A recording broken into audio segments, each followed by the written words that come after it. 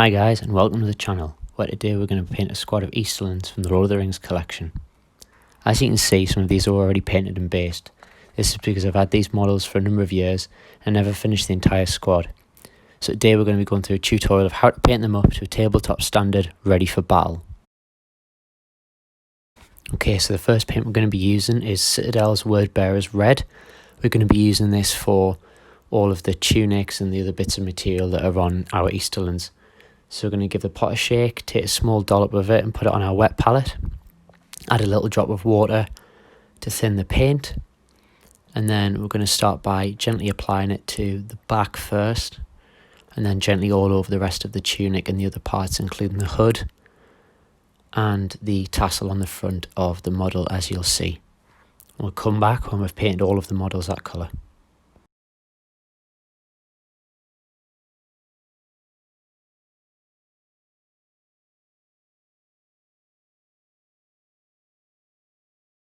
Okay, so next we're going to paint all of the gold armour using Retributor Armour, again from Citadel.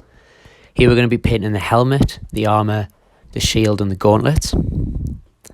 So again, we'll come back once we've finished painting all the gold areas to go on to the next paint.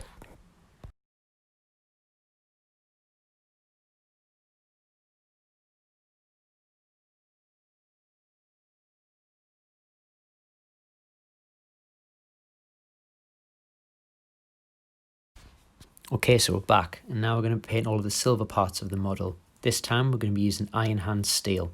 So again, shake the pot of paint before you open it. Take a drop of the paint, put it on the wet palette and thin it using a drop of water.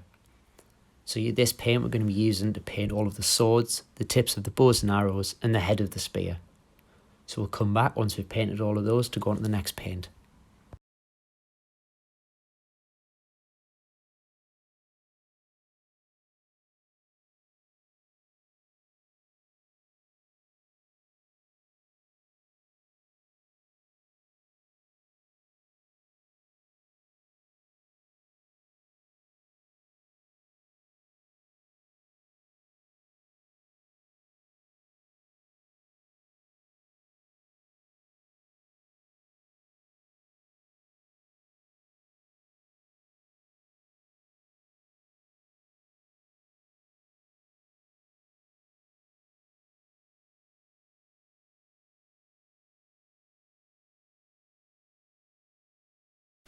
Okay, so moving on to the last of our base paints.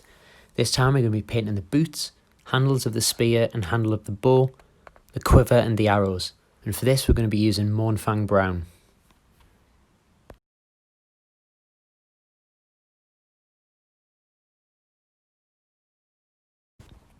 Okay, so now we're going to be shading the entire model. For this I used Nuln Oil gloss, just to leave the armour with a shine once it had dried. However, if you wanted, you could use the shade version of this, or you could use a different colour such as Agrac's Earth Shade if you wanted to. For applying this wash, we're using a Citadel medium shade brush. And also for this time, we're not going to be using the wet palette. I'm going to be using an old ceramic slate instead. When applying the wash, it's important to focus on where it would be shaded the most, such as the creases of the tunic, any indents in the armour, or anything else that would not be in direct light.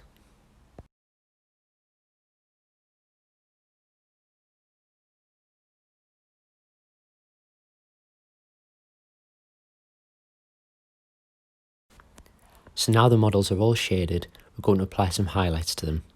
First I'm using Liberator Gold to apply highlight to all of the gold parts.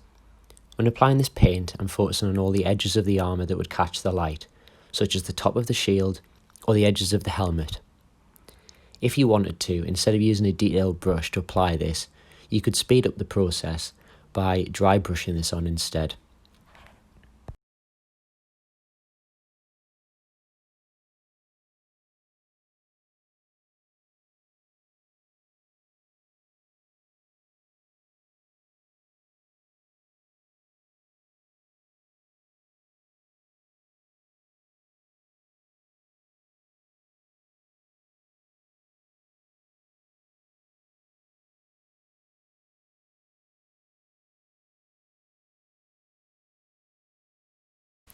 The next highlight we're going to be doing is to pick out any of the lighter parts on the tunic using Mephiston Red.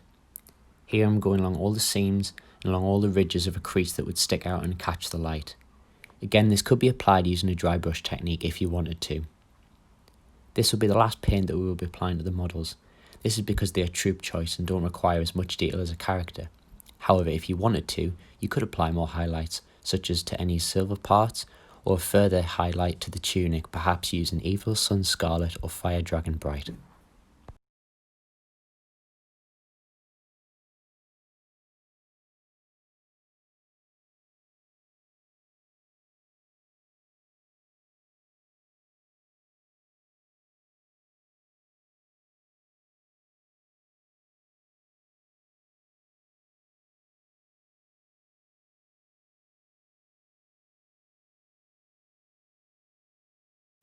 And here are our finished Easterlings. To base these I used some sand and some static grass from Games Workshop. Finally I painted the rim of the base using Mournfang Brown. As you can see, the shading and the highlights really brings them to life. I hope you enjoyed this tutorial, and for more content please like and subscribe as I develop this channel further.